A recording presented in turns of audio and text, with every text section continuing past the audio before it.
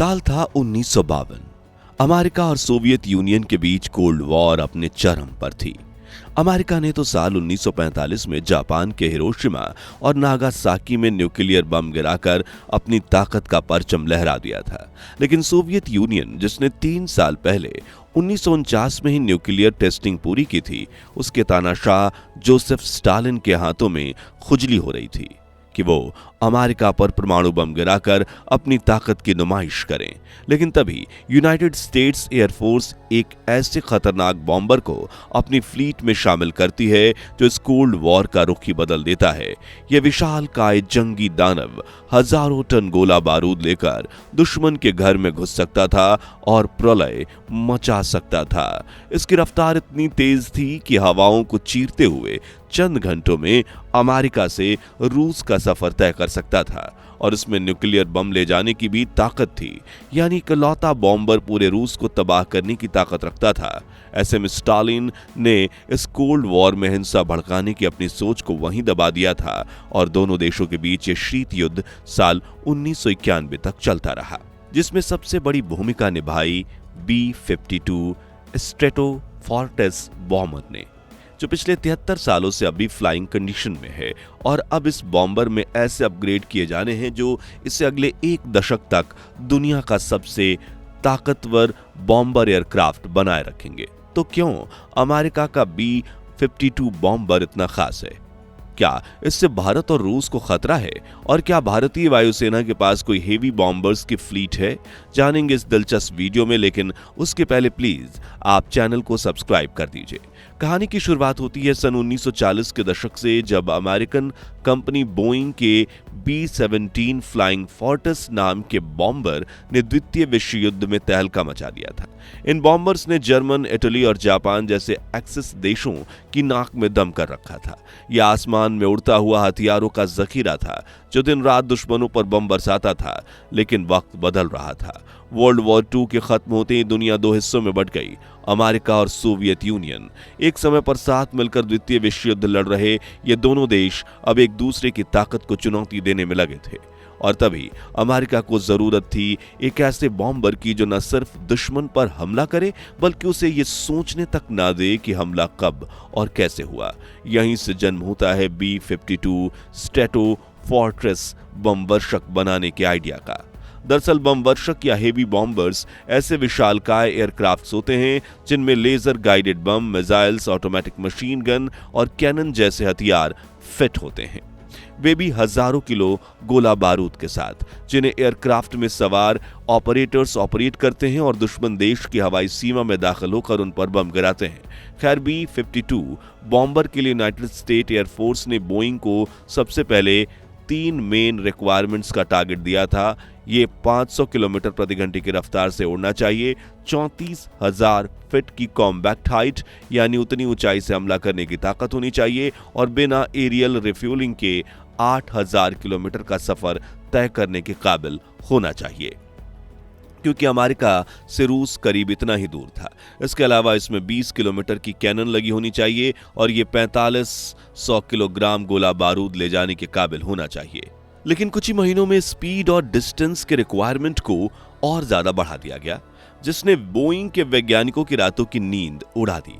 लेकिन उन्होंने इस चैलेंज को एक्सेप्ट किया और ऐसा बीस्ट बॉम्बर बना दिया जिसे देख रूसी तानाशाह जोसेफ स्टालिन के पैरों तले जमीन खिसक गई। इस बॉम्बर में टर्बो जेट इंजन की जगह टर्बो प्रॉप इंजन लगाए गए ताकि ईंधन का इस्तेमाल कम हो, और इस सबसोनिक एयरक्राफ्ट के विंग्स इतने बड़े बनाए गए जिससे एक विंग में नॉर्मल साइज का एयरक्राफ्ट ही समा जाए। फिर इन विंग्स पर 2-2 की जोड़ी में कुल 8 इंजन लगाए गए।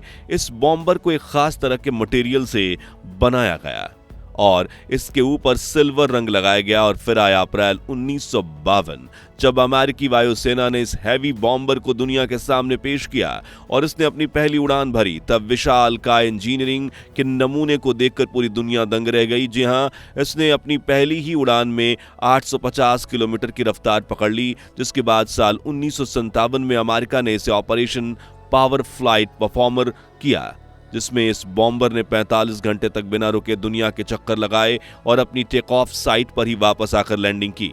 इसी से इस बॉम्बर की ताकत का अंदाजा लग चुका था और ये कोल्ड वॉर की साइलेंट हीरो बन गई। कुछ अपग्रेड्स के बाद इसकी स्पीड करीब 1000 किलोमीटर प्रति घंटा और रेंज 14,000 किलोमीटर तक पहुंच गई। यानी अमेरिका से उड़ो, रूस के दिल तक जाओ, बम गिराओ और वापस आ जाओ बिना दोबारा फ्यूल भरे। इसलिए B-52 बॉम्बर को कोल्ड वॉर में अमेरिका की शील्ड भी कहा जाता है। आगे चलकर B-52 ने अपने क्रूर शक्ति का असली नुमाइना वियतनाम युद्ध में दिखाया।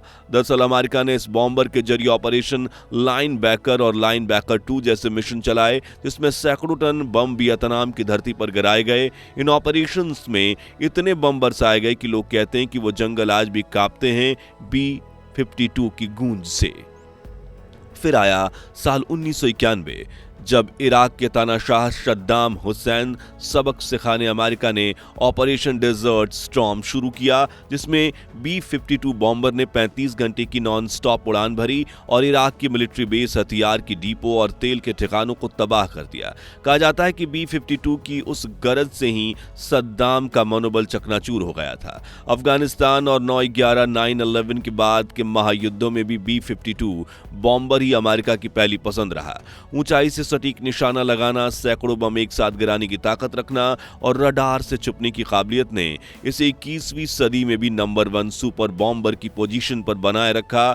इसने पिछले 73 सालों में कई वर्ल्ड रिकॉर्ड बनाए, जैसे कि ओकिनावा जापान के कैडिना एयरबेस से स्पेन के टोरहान एयरबेस तक की उड़ान। इस सफर में B-52 ने 20,000 किलोमीटर का डिस्टेंस कवर किया, वो भी बिना एरियल फ्यूलिंग के।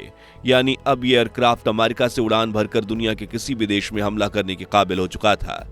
वहीं इसकी बाकी खूबियों की बात करें तो B-52 बॉम्बर सालों से अपग्रेड होते हुए आज सुपरसोनिक स्पीड यानी 1200 किलोमीटर की रफ्तार से उड़ान भर सकता है, 32,000 किलोग्राम गोला बारूद और न्यूक्लियर मिसाइल्स कैरी कर सकता है और 14,200 किलोमीटर की कॉम्बैक्ट रेंज के साथ घंटों तक हवा में रह सकता है। इसलिए पहली उड़ान के 73 साल बाद आज भी इसे आसमान का बादशाह कहा जाता है, जिसे एक बार फिर अपग्रेड स्टेज में डाल दिया गया है, जिसमें इस एयरक्राफ्ट में smart bombs, cruise missiles, artificial intelligence system और न्यूक्लियर पावर के साथ हाइपरसोनिक मिसाइल्स लगाई गई हैं, जिसके बाद ये अगले 27 सालों तक और भी आसमान में राज करेगा। दोस्तों, B-52 के अलावा अमेरिका के पास द बोन के नाम से जाने जाने वाला B-1B लांसर बॉम्बर भी है, जो अपने पंखों को उड़ान के हिसाब से बदल सकता है, कम ऊंचाई पर अंदर की ओर और ज्यादा ऊंचाई पर बाहर की ओर, जिसकी बदौलत 1500 किलोमीटर प्रति घंटे की रफ्तार ये पकड़ सकता है। वहीं दूसरे बॉम्बर का नाम है B-2 स्पिरिट स्लेथ बॉम्बर। जी हाँ, ये स्लेथ टेक्नोलॉजी से लैस अमेरिका का सबसे एडवांस बॉम्बर है, जो किसी भी देश की रडार की पकड़ में नहीं आता और ये हर बार रात में उड़ान भरता है, हमला करता है और वापस आ जाता है। इसने 1999 के कोसोवो युद्ध, 2001 में अफगान ऑपरेशन, 2011 में लीबिया अटैक में अमेरिकन एयरफोर्स के लिए काफी महत्वपूर्ण भूमिका निभाई। इसके एक यूनिट की कीमत $2 बिलियन यानी 16,000 करोड़ रुपए है और हाल ही में अमेरिका ने अपने 6th generation B-21 radar bomber को भी पेश किया। ये बॉम्बर अभी टेस्टिंग फेज में है, इसलिए जैसे ही ये पूरी तरह से ऑपरेशनल होगा, आने वाले युद्धों की परिभाषा ही बदल देगा, क्योंकि इसमें स्लेथ टेक्नोलॉजी से लेकर आर्टिफिशियल इंटेलिजेंस तक हर एडवांस फीचर है। अब सवाल उठता है कि क्या भारत के पास भी कोई ऐसा बॉम्बर है? तो इसका जवाब है नहीं। भारत के पास फिलहाल कोई डेडिकेटेड हैवी बॉम्बर नहीं है। हमारे पास सुखोई 30, मिराज 2000 और रॉफेल जैसे फाइटर जेट्स हैं जो स्ट्राइक कर सकते हैं, लेकिन B-52 जैसा दूर तक उड़ने वाला और हजारों टन बॉम्ब गिराने वाला बॉम्बर फिलहाल नहीं है। लेकिन क्या भारत के पास ऐसा बॉम्बर होना चाहिए? तो इसे लेकर डिफेंस एक्सपर्ट्स मानते हैं कि भविष्य में अगर भारत को 2 फ्रंट पर जंग लड़नी पड़ी, यानी चीन और पाकिस्तान के साथ, तो ऐसा एक स्ट्रेटेजिक बॉम्बर बहुत जरूरी हो सकता है। क्योंकि आप ही सोचिए, अगर भारत के पास भी ऐसा कोई बॉम्बर होता जो चीन की सीमा लांघकर उसकी मिलिट्री बेस को चुपचाप खत्म कर सकता, तो शायद हमारी स्ट्रेटेजिक ताकत ताकत कहीं और ज्यादा होती है ना। तो दोस्तों, क्या इंडियन एयरफोर्स को भी अपनी एयरक्राफ्ट फ्लीट में हैवी बॉम्बर्स शामिल करने चाहिए या नहीं? अपनी राय कमेंट्स में बताइए। उम्मीद है आपको ये वीडियो अच्छी लगी होगी। अगर हाँ तो वीडियो को लाइक और शेयर करके 5000 लाइक्स जरूर करवा दीजिए और ऐसी ही रोचक वीडियोस के लिए हमारे चैनल को सब्सक्राइब करके पास वाली घंटी बजाना मत भूलिएगा। जय हिंद, वंदे मातरम।